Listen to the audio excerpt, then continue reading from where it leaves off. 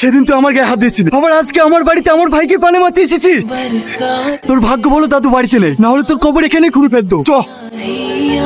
এত সাহস, জমিদার বাড়িতে এসে জমিদারের লোককে বেরিয়ে চলে যাবি? এই গ্রামে তোর আর কোনো জায়গা না, তুই আজই গ্রাম ছেড়ে চলে যাবি। তোর এই মুখ যেন আমি আর দ্বিতীয়বার না দেখি। আপনি এরকম করবেন না জমিদার বাবু, আমাদের একটাই ছেলে, কিভাবে কোথায় থাকবে, আর কিছু হয়ে গেলে আমরা বাঁচবো না। এবারকার মতো ক্ষমা করে দিন জমিদার বাবু, ও আর জীবনে এরকম কাজ করবে না। তুই তোর বাপ মার মুখ পানে তাকিয়ে তোকে ছেড়ে দিস, পারলে নিজেকে শুধরিলিস। তুই তবে শিরোগিরি দেখালে, আমি তো তোকে ভীতু ভাবতাম।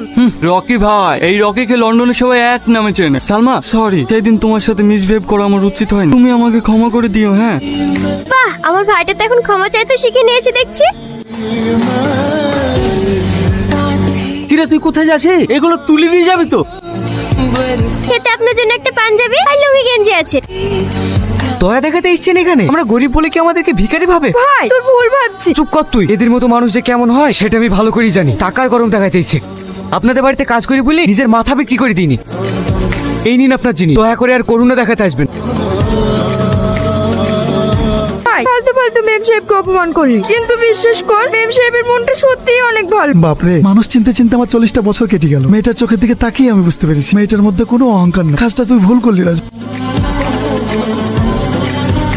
আমার আপনার সঙ্গে ওরকম ব্যবহার করাটা ঠিক হয়নি। না না, তুমি ঠিকই বলেছো। আসলে কি জানো তো, আমি নিজের অহংকারে এত ডুবেছিলাম যে মানুষকে মানুষ বলে মনে করতাম না। কিন্তু বিশ্বাস করো, তোমাদের এই গ্রাম, তোমাদের ব্যবহার, সবার সাথে মিশতে মিশতে কখন যে নিজেকে চেঞ্জ করে ফেলেছি বুঝতেও পারিনি। ম্যাম সাহেব আপনি বসুন, আমি আপনাকে নামিয়ে দিয়ে আসছি। সামনে কিন্তু কালো থাকতে পারে।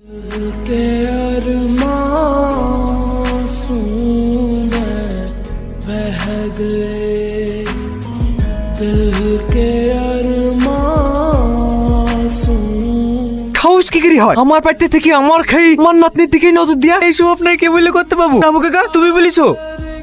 বাংলায় একটা প্রবাদ আছে বুঝলি রামু, মানুষকে তুই যতই বিশ্বাস করিস পেছন থেকে ছুরি মারবে। বিশ্বাস করুন করতে বাবু, আমি এরকম কোনো কাজ করিনি। রামু কাকা আপনাকে মিথ্যে কথা বলেছে। চুপ কর তুই, বিশ্বাসঘাতক। বেরিয়ে যাই বাড়ি থেকে, তোকে জানে জমিদার বাড়ির ত্রিসীমানা আর না দেখি। ভাই মেম সাহেবরা বাড়ি চলে যাচ্ছে। মেম সাহেবের মায়ের নাকি খুব শরীর খারাপ, এই জন্য চলে যাচ্ছে। ভাই ভাই সাবধানে যাস বাপ। মন খারাপ করো না আব্বু, তোমার বৌমা সুস্থ হলে ওকে শুদ্ধ নিয়ে চলে আসবো।